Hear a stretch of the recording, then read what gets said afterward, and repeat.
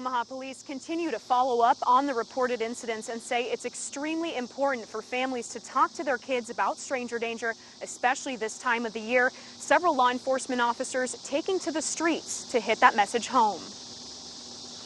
2 stranger danger reports in a span of a few days. Elementary school students were approached by a man in a pickup in Walnut Grove Park on Friday. I asked them if they wanted to get in his vehicle, and they took off running because that's what I told them to do. A similar incident happening again in the same area Monday morning. The kids in both of these cases are okay. Police say that's because they knew what to do. Just sound the alarm and let somebody else know what's going on and what happened. Bellevue police officer Carl Grubb helps to spread that message to kids as young as 2 years old. Speaking to a daycare Tuesday on what to do if a stranger approaches you. You have to have a general approach about it. You want to try and be vague about it and use the reference of someone that they know versus someone they don't know. The visit from Bellevue Police, something ABC Child Care coordinates for their kids every year. They really pay close attention to their messages because they have a great deal of respect for them, and it's really neat to see, the police and the children interacting at that level. Law enforcement officers hoping their presentations send a message to the suspects as well. I think through the education we can see less of it, and with that education will come the fear by those that are preying on our youth. Again, Omaha police continue to investigate but don't have any updates to release at this time. And most metro departments are happy to do those stranger danger presentations free of charge. Just contact your precinct to set it up. Live in Walnut Grove Park, Camilla Ortiz, KETV News Watch 7.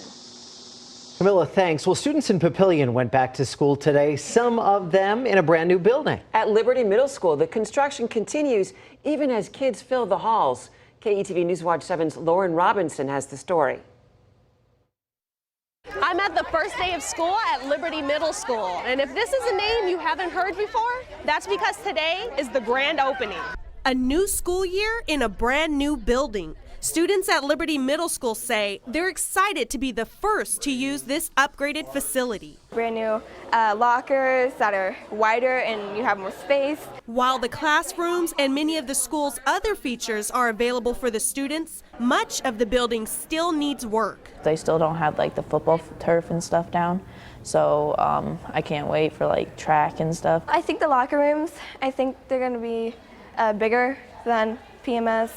And the gym, I can already see, is pretty big. Principal Brett Holder says making sure the work on the building doesn't interfere with the work in the classrooms is a priority. The workers aren't really in any area that we're in, so they really don't know that that's going on.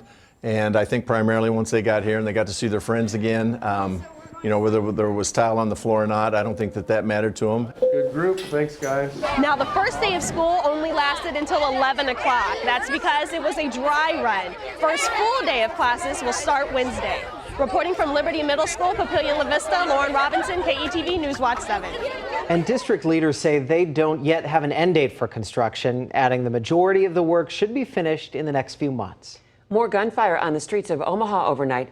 Police respond to 64th and Fowler around 11:20 Monday night. That's where they found 22-year-old James Brimmer with a gunshot wound. Investigators say the victim had been walking in the area when shots were fired from a dark-colored SUV. Police say Brimmer's injuries are not considered life-threatening. This marks the 15th person hit by gunfire just since last Thursday. Take a look at the map. This shows where those shootings took place. Of course, police want your help in solving these crimes.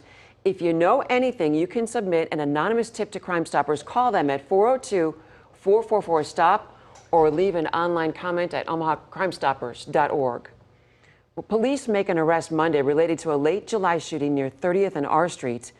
Back on July 31st, a 15-year-old girl showed up at Nebraska Medicine with a gunshot wound to her leg. Yesterday, police gang unit officers arrested a man they say is connected to that shooting. It was near 10th and Bancroft. 20-year-old Alfredo Flores was booked into jail for second-degree felony assault, among other charges. Thieves targeted the Metro Health Services Credit Union near 50th and L this morning, but they never made it inside. Police say bank employees stopped 2 men dressed in dark clothing who appeared to have guns in the entryway. Well, the men took off in a red Oldsmobile. Police found the car a block away. So far, no word on any arrests.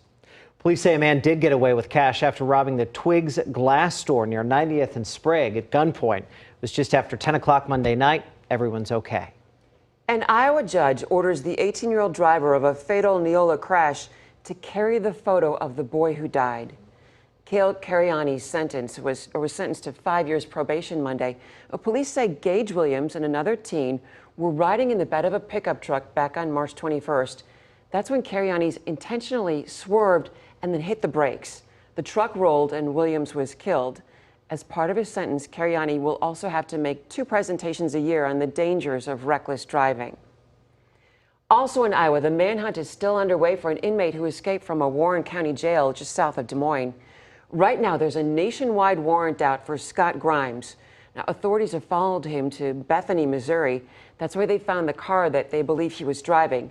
Another car was reported stolen nearby, so he might now be in a blue Ford Taurus.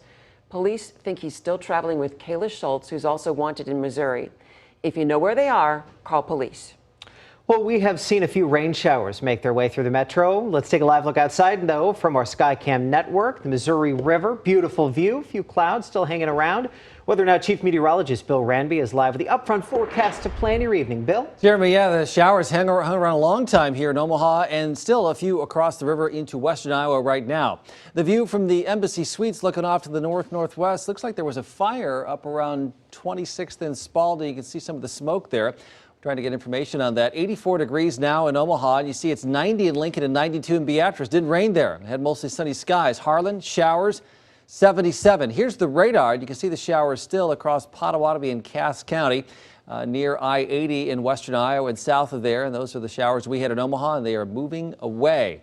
Other than that, pretty quiet across the rest of Nebraska. So it looks like a mostly quiet evening now in Omaha. Here's our hourly planner. Temperatures around 84 degrees at 7 o'clock, 80 at 9 o'clock. Pretty warm tonight. May need the air conditioner tomorrow as there's hot weather in my Wednesday forecast just ahead. Guys? Bill, thanks. Several Nebraska and Iowa Republicans, including Governors Pete Ricketts and Terry Branstad, will serve on a new Ag Advisory Committee for presidential hopeful Donald Trump. The campaign made the announcement today. The list also includes former Nebraska Governor Dave Heinemann, Nebraska State Senator Bo McCoy from Omaha, and Iowa's Secretary of Agriculture Bill Northey.